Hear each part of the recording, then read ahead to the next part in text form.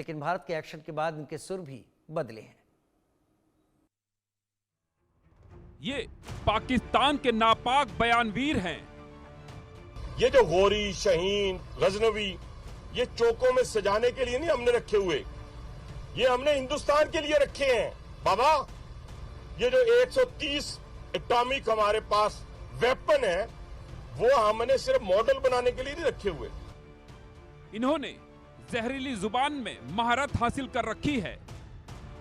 या इस दरिया से हमारा पानी बहेगा या उनका खून बहेगा। ये मुंह से मिसाइल छोड़ते हैं, बम गिराते हैं।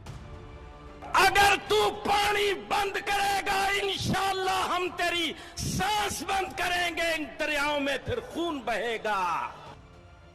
ये इनके बयान जिन्ना लैंड के लिए भस्मासुर साबित होंगे, क्योंकि इससे ज्यादा इनके बस का और कुछ नहीं। ये टिट फॉर टैट होगा। अगर हमारे शहरों में हमारे सिटीजन्स जो हैं वो महफूज ना हुए, अगर उन पे अटैक हुआ, तो ये इंडिया के सिटीजन भी जो है महफूज नहीं रहे। तो वी विल मेक देम पे थ्रू देयर नोजेस इंडियंस को। पहलगाम आतंकी हमले के बाद से जल थल नभ में हिंदुस्तान का एक्शन दिखाई दे रहा है, तो पाकिस्तान सिर्फ और सिर्फ बयानी बम गिरा रहा है। हिंदुस्तान ने बदले की कसम खा ली है, सौगंध उठा ली है, कह दिया है अब याचना नहीं रण होगा, क्योंकि हिंदुस्तान का एक एक सैनिक अपनी मिट्टी के लिए मरना मारना जानता है।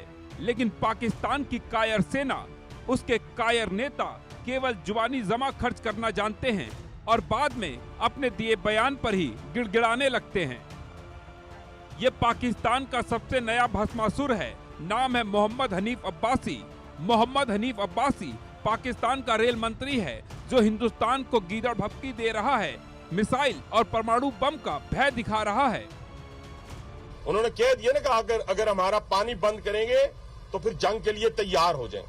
ये जो गौरी, शहीन, गजनवी, ये चौकों में सजाने के लिए नहीं हमने रखे हुए, ये हमने हिंदुस्तान के लिए रखे हैं बाबा। ये जो 130 एटॉमिक हमारे पास वेपन है, वो हमने सिर्फ मॉडल बनाने के लिए नहीं रखे हुए। और आपको पता ही नहीं कि हमने पाकिस्तान के किस किस हिस्से में रखे हुए हैं। ये दुनिया भी जानती है, आप भी जानते हैं, वरना आप तो इतने मक्कार बनिए हैं कि अभी तक पाकिस्तान के ऊपर कई दफा हमलावर हो चुके होते। आपने बड़ी दफा कोशिश की, लेकिन जब आपको पता चला कि हमारे शाहीन जो है फिजाओं में आ गए हैं, तो आप भाग गए।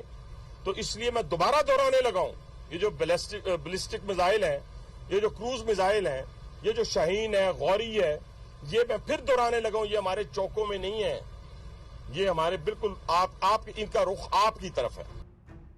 पाकिस्तान में ऐसे कागजी बयानवीरों की कोई कमी नहीं है।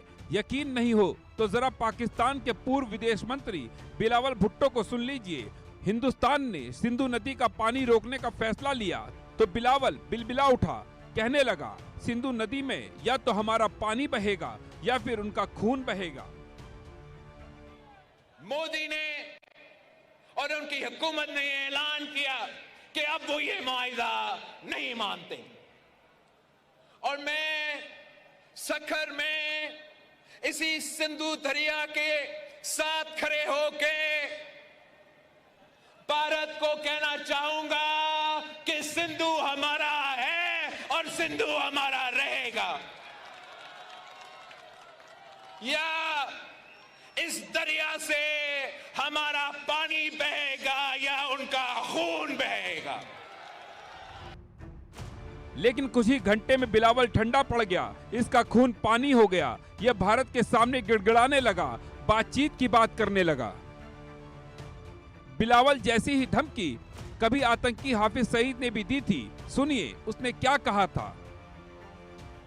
तू कहेगा कि पाकिस्तान का पानी रोकेंगे, कश्मीर के अंदर डैम बना के तुम पाकिस्तान के पानी को रोकोगे, पाकिस्तान की ज़राअत सनत का खात्मा करके, पाकिस्तान की मईशत तबाह करके, सी पैक के मंसूबे नाकाम करने के लिए तू बड़के मारेगा और तू चाहेगा हम चुप रहे।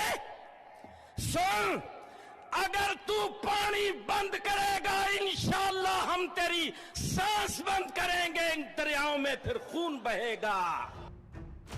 सुना ये आतंकी कितनी बड़ी बड़ी डींगे हाँक रहा है, लेकिन पहलगाम हमले के बाद भारत का एक्शन देख इसकी गिग्गी बच गई।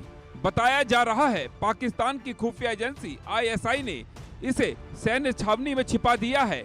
इसके कई मदरसों में होने वाले प्रोग्राम भी कैंसिल कर दिए हैं। पहलगाम हमले के पीछे लश्कर-ए-तैयबा के डिप्टी कमांडर सैफुल्लाह कसूरी का हाथ बताया जा रहा है।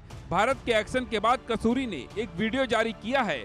इसमें उसने हमले की निंदा की है और कहा कि वह इसका जिम्मेदार नहीं है, जबकि इससे पहले सैफुल्लाह भी बड़ी बड़ी डींगे हाँक रहा था। इस हमले की आड़ में हिंदुस्तान के मीडिया ने मुझे मोर्द इल्जाम ठहराया, फौरी तौर पर पाकिस्तान पर इल्जाम तराशी की है और गुज़श्ता 24 घंटे हिंदुस्तान का मीडिया इल्जाम तराशियों पर उतरा हुआ है। वो एक जंगी दुश्मन है।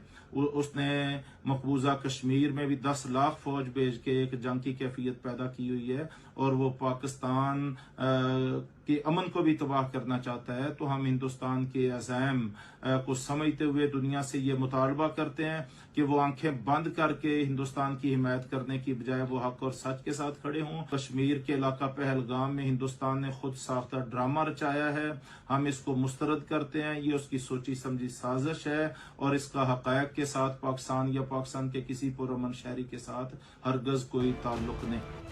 सैफुल्लाह ने अपनी जान बचाने के लिए तौबा कर ली, खुद को पहलगाम आतंकी हमले से अलग कर लिया, क्योंकि उसे पता है इस बार भारतीय सेना एक भी गुनहगार को बख्शने वाली नहीं है। इन्हें घर में घुसकर जहन्नुम का रास्ता दिखाएगी। तभी तो पाकिस्तान का एक और भस्मासुर मान रहा है उनका देश आतंकियों को पालता है। इंडिया जो है ना, वो अपनी जो हमारी इंफॉर्मेशन है कि वो इस वक्त जो है एक ऑल आउट वॉर की जगह जो है पाकिस्तान के शहरों में जो है वो दहशतगर्दी की जो है पूरी तैयारी कर रहे हैं। और उस टेररिज्म की जो वेव है, मैं आप लोगों की वसातत से बताना चाहता हूँ कि हम उसके लिए पूरा तैयार हैं। और ये टिट फॉर टैट होगा अगर हमारे शहरों में हमारे सिटीजन्स जो हैं वो महफूज ना हुए। अगर उन पे अटैक हुआ तो ये इंडिया के सिटीजन भी जो है महफूज नहीं रहेंगे। ये सब जिन्ना लैंड के भस्मासुर हैं। अपनी जहरीली जुबान के कारण इन्होंने पाकिस्तान की बर्बादी की स्क्रिप्ट रेडी कर ली है। अब इंतजार है तो एक धमाके का, जिसके बाद आतंकिस्तान का नक्शा दुनिया के मानचित्र से हमेशा के लिए मिट जाएगा। Bureau report, India news. उधर अभिनेता अतुल कुलकर्णी श्रीनगर पहुंचे। इस दौरान उनसे हमारे